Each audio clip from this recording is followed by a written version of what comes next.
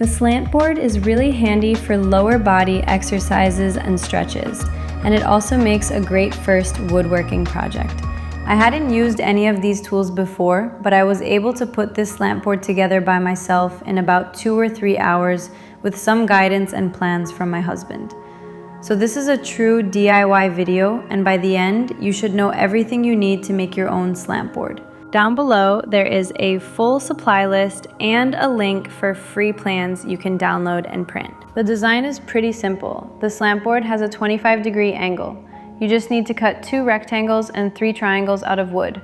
I'm going to refer to the big rectangle as the top of the slant board, the smaller skinny rectangle as the back support, and the 3 triangles as the supports. The middle triangle has a small notch cut out of it to connect it to the back support, which actually turned out to be pretty easy to cut. We're going to use 3/4 inch pine plywood for this project.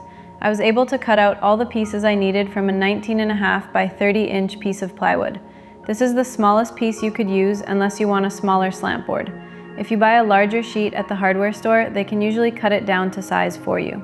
First, I'm going to draw out lines for all the cuts on this board. I marked 3 rectangles at 5 1/4 inches by 12 5/16 inches. To do this, I marked the edge in increments of 5 1/4 inches, then drew a line 12 5/16 inches from the edge across the board.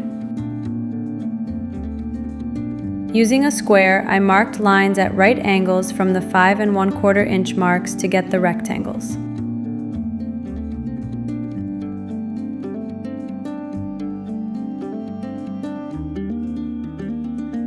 This little piece at the end is going to be an extra piece we won't use. Then, using a straight edge, I drew lines from corner to corner of each rectangle to make the triangles for the supports. If you cut carefully, you can actually get 2 triangles from each rectangle. But since it was my first time using a jigsaw, I focused on getting at least 1 usable triangle from each. I marked the triangles I wasn't going to use, but later ended up liking some of those better, so I used them after sanding off the pen marks. Next, I marked a rectangle 13 3/8 inches tall that will be the top of the slant board. The board was already the correct width, so I just cut straight across.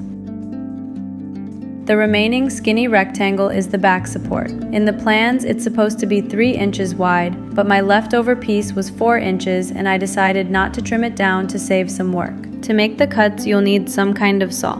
I recommend a jigsaw. They're beginner-friendly, safer than most circular or table saws, and you can find a cheap one for $20 to $30. Clamps are really helpful, especially if you're working alone. I highly recommend having at least one, but if you don't have clamps, you can have someone help hold the board for you. Just make sure they keep their fingers out of the way of the blade.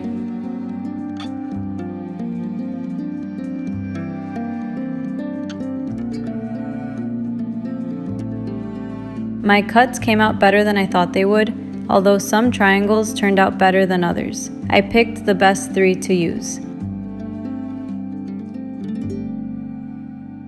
Now I just need to make 1 cut straight across to separate the top of the slant board from the piece that will be the back support. Finally, the back support piece needs to be a little shorter than the top piece because it's going to fit in between the right and left triangle supports. I cut it down to 18 inches. I also needed to cut a notch in the middle triangle so the back support could pass through. It sounds complicated, but it's actually simple. Square up the back support with the bottom corner of the triangle, trace the notch, and cut it with the jigsaw.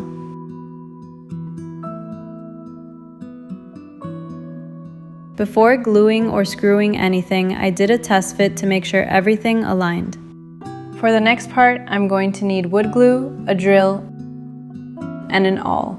An awl is just a pointy tool used for marking out drill holes, and if you don't have one, you can use a sharp screw or something similar. Marking the screw holes first with pencil helps ensure the screws go directly into the middle of the supports. I'm going to use a scrap piece of the same plywood to help me measure this out. Line the scrap piece of wood up with the left and right edges of the top piece and mark a line in pencil. Then, we need to mark where the screws that attach to the middle support will go. Measure the width and divide by 2. Then draw a line at that measurement to get a center line going vertically up the board. At the very end, I'm going to stick this grip tape on the top piece of the slant board. It's also going to help me hide the screw holes. For now, I'm just going to grab a piece of grip tape and see where it's going to go on the board to make sure that where I drill the holes is going to be hidden once the grip tape is applied. I'm going to put the grip tape 2 inches from the edge of the board on each side. Now that I see where the grip tape is going to be, I'm going to mark the screw holes so they'll be hidden underneath. On the left and right sides, I'm going to put the holes right in the middle of the spaces I marked off earlier. And for the middle support, I'm going to lay out the screw holes right in the middle of the center line, beneath where the grip tape will go. Then I'll use the awl to mark the drill holes. This makes it more easy to drill accurate holes. Once the holes were marked, I pre-drilled them with a 3/16 inch bit. This allows the screw shafts to pass freely through the top piece so the screws can pull it tightly against the wood underneath. I also need to mark the screw holes on the left and right triangle supports.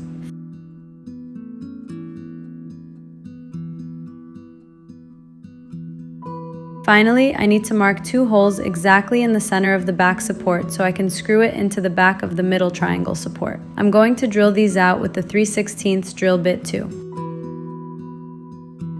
Now I'm going to assemble the slant board.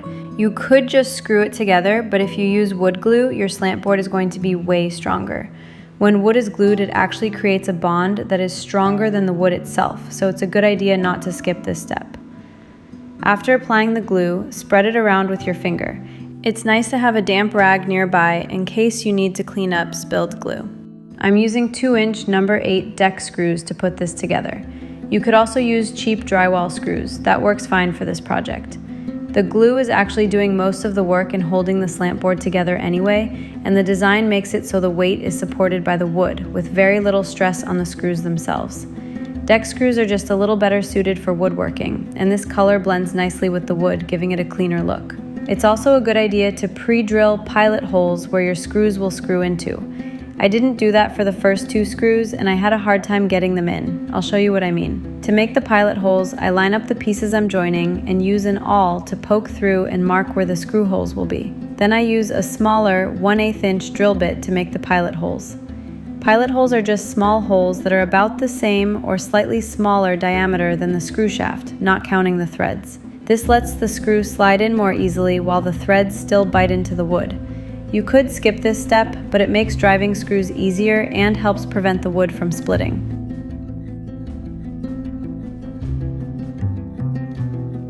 Next, I line up the middle triangle support with the line and screw holes I pre-drilled in the center of the back support. After applying glue to the areas where the wood will touch, I drive in 2 screws to lock the center support into place. Then I apply glue to the tops of the center supports to get ready for the top piece. I actually should have marked and drilled my pilot holes before adding the glue. Not a big deal, just kind of messy.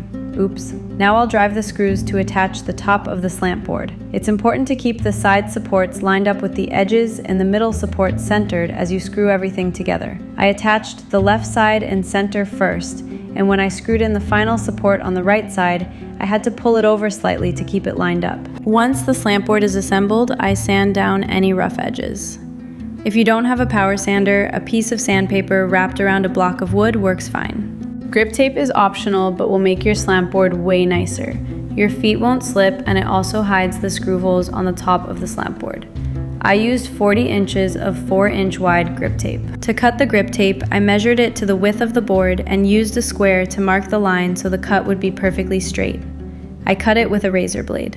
After cutting both pieces, I used a pencil to mark where I wanted to place them, about 2 inches from the top and bottom edges so it looks symmetrical.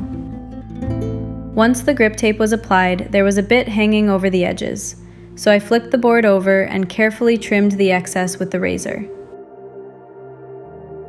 Don't forget to check out the free plans below with diagrams, a material list, and instructions for how to modify the dimensions.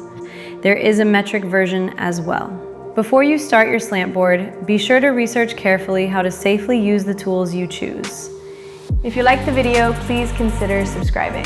It's easy to do, but it makes a huge difference and helps us to keep making videos on the topics that you find interesting. Thanks for watching. See you next time.